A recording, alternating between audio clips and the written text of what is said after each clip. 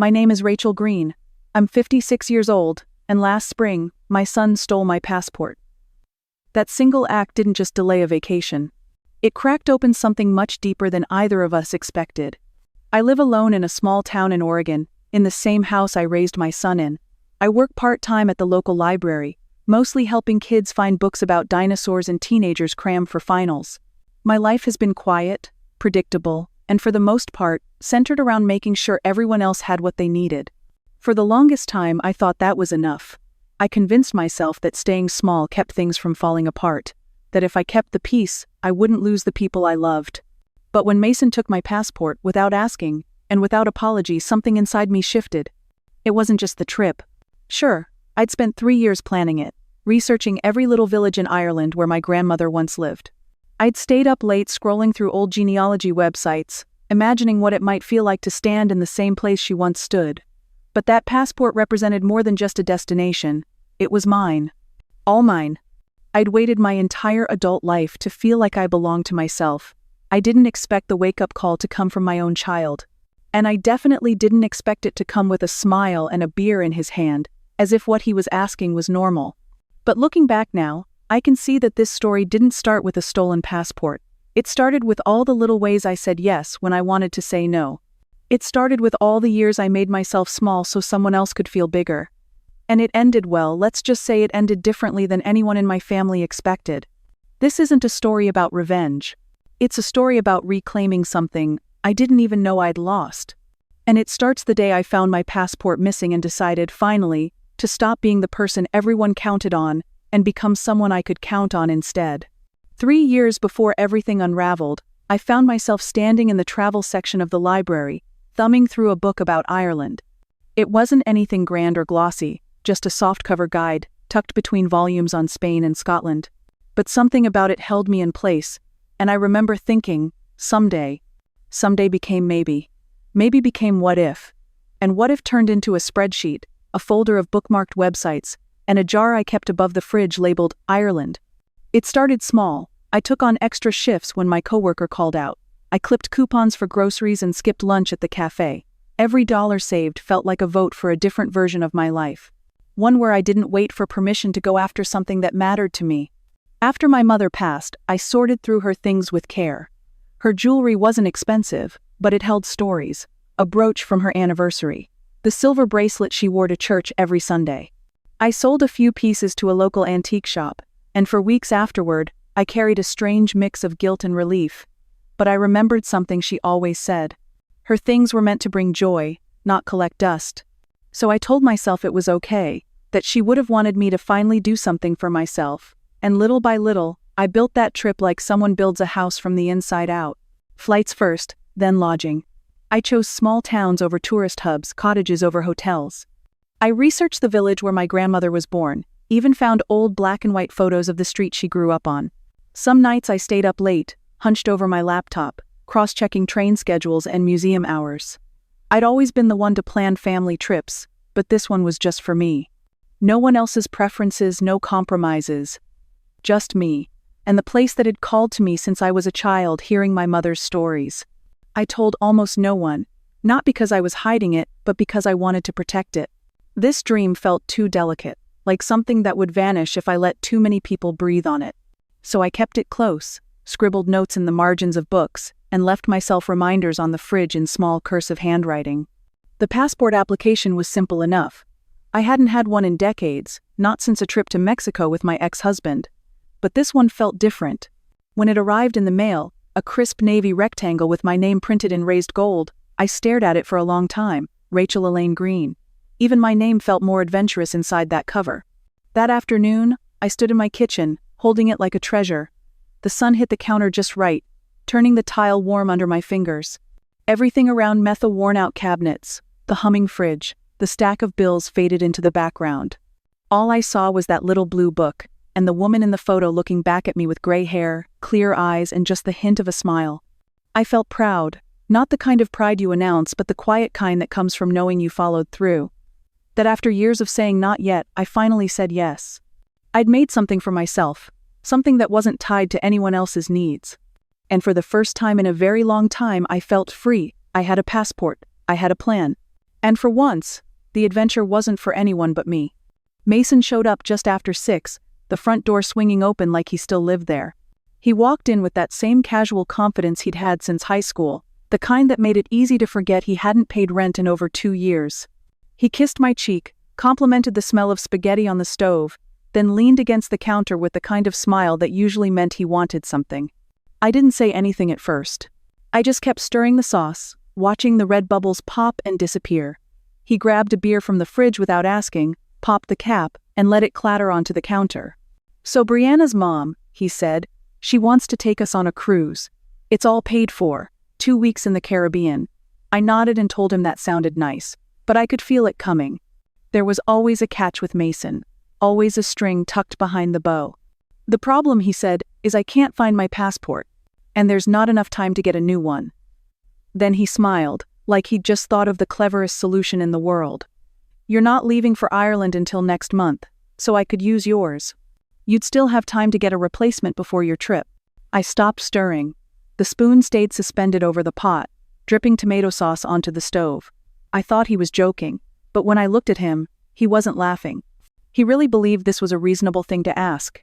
I told him passports weren't transferable, that it was a federal crime. He laughed and waved it off, like I was being dramatic. "We look enough alike," he said. "Same dark hair. Same build. No one's going to check that closely."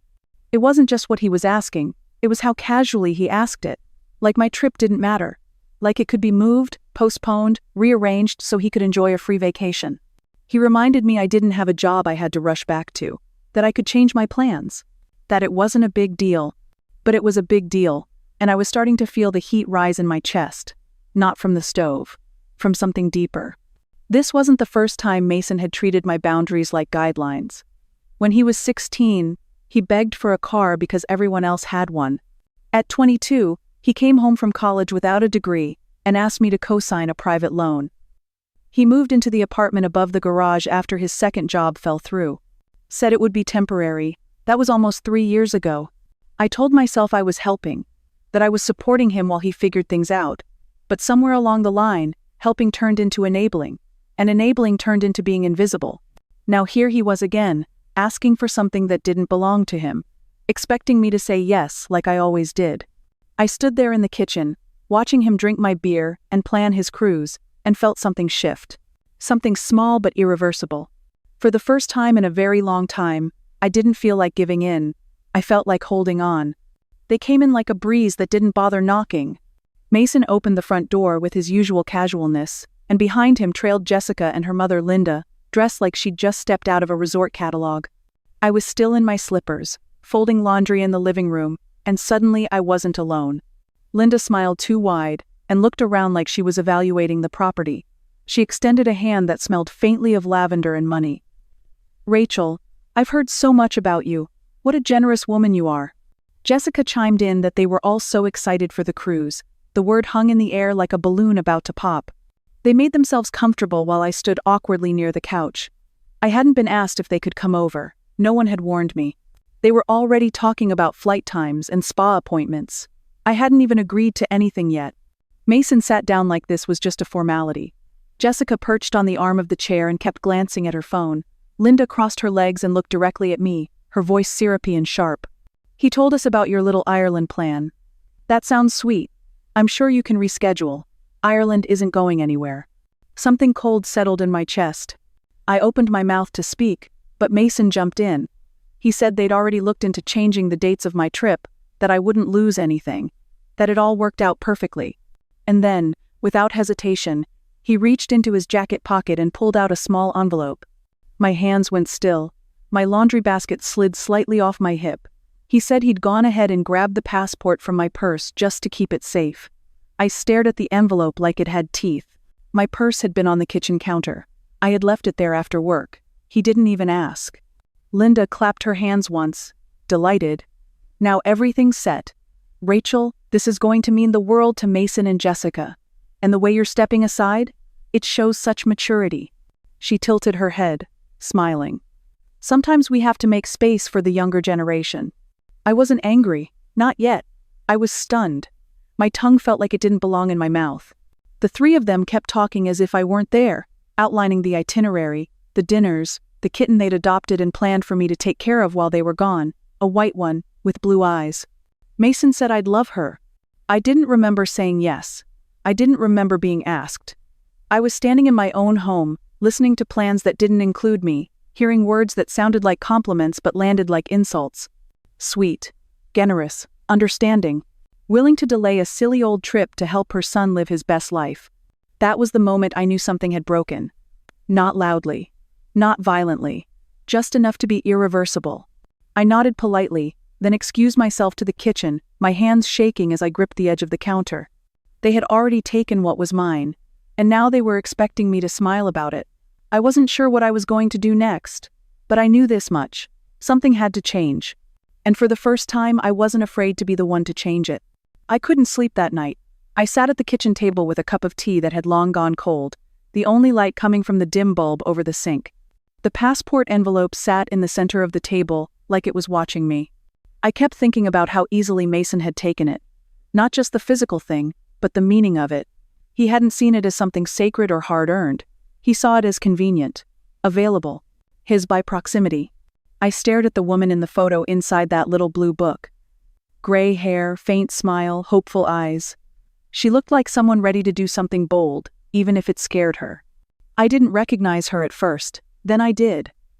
And I realized how far I drifted from being that woman. I thought about all the times I'd said yes, not because I wanted to, but because I was too tired to say no. When Mason dropped out of college and came home without a plan. When he lost his third job in a year and asked to move into the garage. When he borrowed money for a car he couldn't afford, then blamed the bank when he couldn't keep up with payments. Each time, I convinced myself I was doing what any good mother would, that if I just helped one more time, maybe that would be the last time. But it never was. And somewhere along the way, I stopped asking myself what I needed. I remembered my 45th birthday. I had planned a quiet dinner at home, just the two of us. I made his favorite meal. He didn't show up, said he forgot.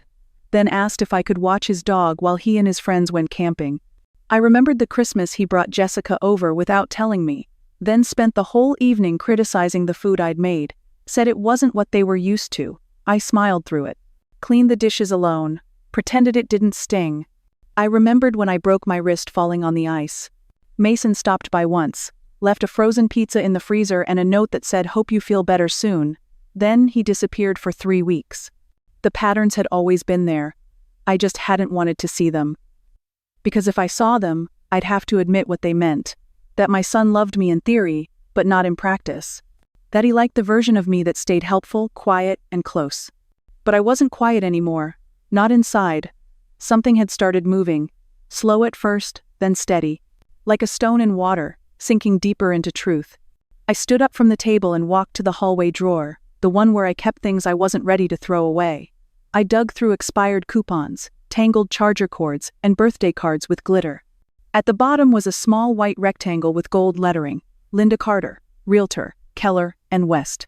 She'd left it with me 3 years ago when I'd asked about property values, told me the neighborhood was booming, that my house was worth 3 times what I paid for it.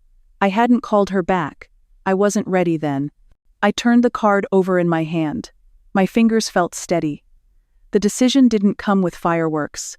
It came with breath, slow and even. I walked back to the kitchen, picked up my phone, and dialed the number. It rang twice before she answered. I told her my name, told her I was ready to sell. She didn't ask why, just said she'd come by in the morning. After I hung up, I set the phone down and looked out the window. The street was dark, the house was silent, and for the first time in years, it felt like mine, not just the building, the choice, the direction. Something had shifted, not out of anger, not even out of hurt, out of something deeper, a knowing. I had spent years being needed. Now I was ready to be free.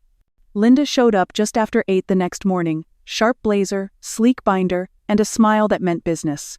She stepped into the foyer and glanced around like she already knew what she was going to say. She didn't waste time with small talk, just asked if we could start the walkthrough. We moved through the house like it was an exhibit. The kitchen with its old oak cabinets and scratched counters. The living room where Mason had sprawled across the couch through 2 failed job searches. The hallway lined with faded school photos and forgotten holidays. In my bedroom, She complimented the natural light and suggested fresh paint. I nodded, but I wasn't listening to what she was saying. I was thinking about how long it had been since this room felt like a space I chose instead of a place I landed. When we reached Mason's old room, she paused at the doorway. I told her I'd handle it. She gave me a look that said she understood and moved on. I stepped inside and closed the door behind me. The room still smelled faintly like old cologne and laundry. Posters curled on the wall, a shelf lined with dusty baseball trophies, participation ribbons, and a few yearbooks that hadn't been opened in years. I brought in 3 boxes and started filling them. I worked slowly, wiping dust from frames before packing them. I found a drawing Mason made in kindergarten and placed it between 2 books. I found the photo of him on his bike at 10 and slid it into a padded envelope. I didn't cry. Not out of coldness, out of clarity. Each item went into a box labeled in neat black marker. Storage. Mason. Unit 313. I wasn't throwing anything away. I was returning it to its rightful owner. This wasn't about revenge. I wasn't punishing him. I was simply letting go of the version of myself who kept holding everything together just in case he needed me to. In the garage, I cleared out the shelf where he kept tools he never used and boxes he never unpacked. I found unopened mail, old bills, a half-built IKEA nightstand. I stacked everything carefully, taped the lids tight, and placed them in the corner for pickup. The last thing I packed was the blanket from his baby crib. It had been sitting in a cedar chest for years, tucked away like a secret. I folded it with both hands and laid it flat inside the box. Then I sealed it shut. The silence in the house was different now. Not hollow, but still, like a held breath. I walked out onto the porch, letting the morning air settle on my skin. The trees in the front yard swayed gently, and a blue jay hopped across the railing without fear. It felt like the house was exhaling with me. I had spent so long trying to be the foundation for someone else's life. But now, I was preparing to move on from the weight of someone else's future.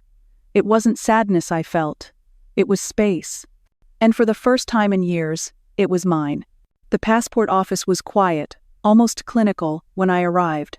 I waited in a row of plastic chairs under humming lights, holding the envelope Mason had returned empty. The woman behind the glass didn't blink when I told her it had been taken without my permission. She handed me the form and walked me through the steps. I signed it carefully, each letter clear and steady.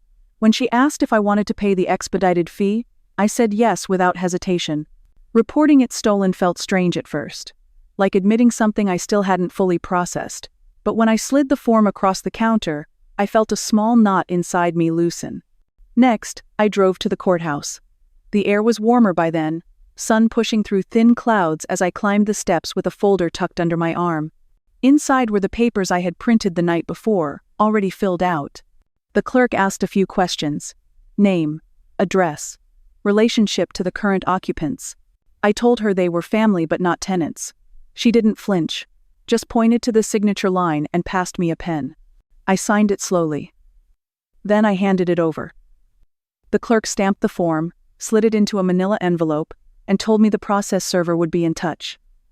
I asked to pay extra for same-day delivery. When I got home, I pulled out the fireproof lockbox from the closet. I laid out everything that still had Mason's name on it: emergency contact forms, insurance beneficiaries, my medical directives. It didn't take long. I replaced his name with my sister Claire's. She lived in Portland and hadn't spoken to Mason in years, but she respected boundaries. She answered her phone. She told the truth.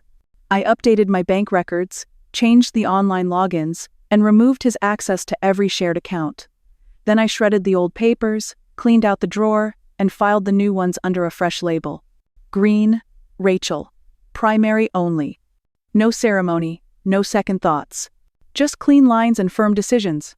Each signature was a step forward. Each page filed was another inch of distance between the woman I had been and the one I was becoming. I wasn't angry anymore. I was finished. There's a difference. And that difference felt like peace. The first call came the evening they left.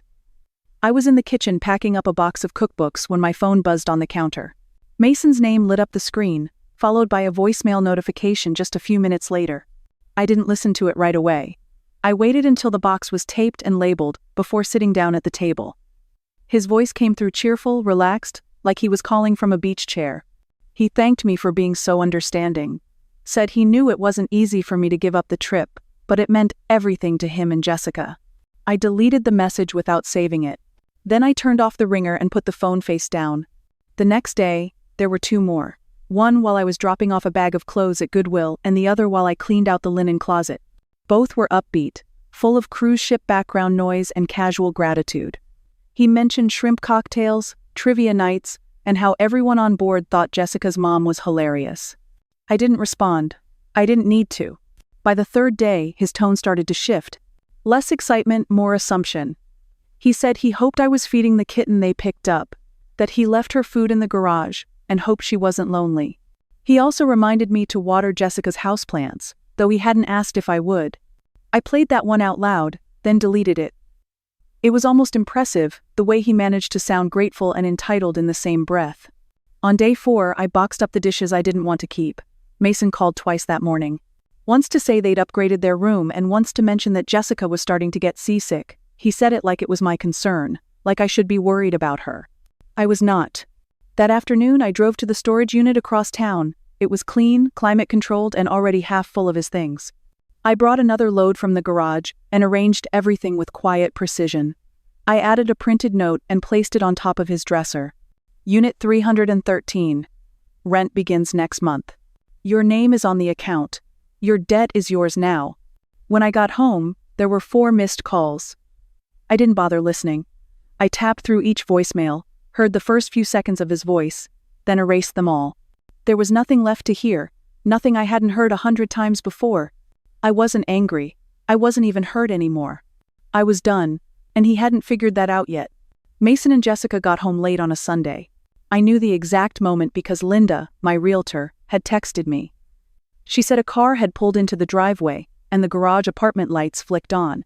20 minutes later, she sent another message. They found the eviction notice. He didn't call right away. Not that night. I imagined them reading the letter taped to the door, Jessica's voice climbing, Mason's disbelief turning to panic. I imagined them trying the lock, checking the mailbox, walking in circles like someone had played a trick on them. No trick, just consequences. The next morning, my phone lit up at 7:12. I let it ring. It rang again 15 minutes later, then again just after 8. On the third call, I picked up. His voice came through breathless and confused. He asked what was going on, said there must be some mistake. I listened without speaking, the quiet on my end louder than anything he could say. He told me there was a notice about the house being sold, asked if it was true, said they couldn't get into the garage, and everything felt off. I told him it wasn't a mistake. I had sold the house. The new owners would take possession in 3 weeks. There was silence. Then came the question I knew was coming. Why? I said I needed a life of my own. That for too long, I had lived in service of other people's comfort. That I had earned the right to go after my own peace. He didn't like that answer. He called it dramatic. Said I was overreacting. I let him finish, then asked if he had enjoyed the cruise. He hesitated, caught off guard. Yeah, it was great, but something weird happened on the way back. Border agents pulled him aside, said the passport was flagged. Said it had been reported stolen before he left. I told him I know. I was the one who reported it. His voice dropped. He asked if I understood what that meant. That it wasn't just a delay, it was a federal offense. He said he could be facing real charges. That they took his fingerprints. That there might be a court date. I said yes, I know. That's what happens when you steal someone's identity and use government documents that aren't yours. He told me he was scared. That Jessica was crying. That her mother was furious. He asked what he was supposed to do. I told him that was up to him now. He asked if I could help. Said he knew he had messed up, but this had gone too far. That he didn't deserve jail. That it wasn't supposed to end like this. I reminded him that it was never supposed to start like that either. That I had told him no, that he did it anyway. His voice cracked. He started crying. Not loud, not performative. Just the kind of quiet breaking that only happens when someone realizes they've run out of ways to spin the story. I listened. I didn't soften. I told him the storage unit number. Said his things were safe for now. That the rent would be his responsibility starting next month. I said I had left a note inside with everything he needed to know. He asked if we could meet. Said we needed to talk. That there had to be a way to fix this. I told him I had nothing more to say. Then I ended the call. I didn't cry. I didn't shake. I sat down at the window and watched the wind move through the trees, and for the first time I felt untouched, like all the reaching hands had finally let go. I landed in Dublin on a grey morning that smelled like rain and peat smoke. The air felt different, softer somehow, like it didn't expect anything from me. I stepped off the plane with a single suitcase and no one to meet me, and that felt like freedom. The first few days, I stayed in a small bed and breakfast near Marion Square. The owner made tea every afternoon and left warm scones on the table like it was nothing. I walked the cobbled streets with no map, letting myself get lost, letting the city unfold without a schedule. I visited the National Library and spent hours in the genealogy room. The man at the desk showed me how to search parish records, and I found my grandmother's baptism listing in neat, faded ink. It felt like touching something solid in a life that had been full of fog. I moved west after that, rented a cottage near Dingle, with a blue door and ivy climbing the walls. The kitchen was small, the water pressure weak, but it was quiet. At night, I could hear the ocean breathing just beyond the cliffs. There was a local watercolor class that met in the back room of a pub every Wednesday. I joined without thinking, bought a beginner's set of paints, and showed up with nerves buzzing in my hands. The teacher was patient, and the others didn't mind that I didn't talk much. We painted waves, rocks, clouds, and once, an old fishing boat half sunk into the harbor. On Thursdays, I met with a small genealogy group in town. Most of them were older than me, all of them eager to share stories and help each other dig through layers of time. They made space for me, even when I didn't know what to say. We passed around photos, old letters, bits of history saved in fragile envelopes. I kept a journal for the first time in years, nothing dramatic. Just a few lines each morning while I drank coffee by the window. I wrote about the sheep on the hill behind the cottage, about the woman who sold me brown bread and asked if I was from Cork, about how I slept with the window cracked open and dreamed without interruption. I didn't think much about Mason. Not out of cruelty, just out of distance. Like a noise you can no longer hear once you close a door behind you. One afternoon, I sat on a bench overlooking the bay and realized I hadn't checked my phone in 2 days. No emails, no missed calls. Nothing waiting for a reply. The silence wasn't empty, it was clean. I realized how little I needed.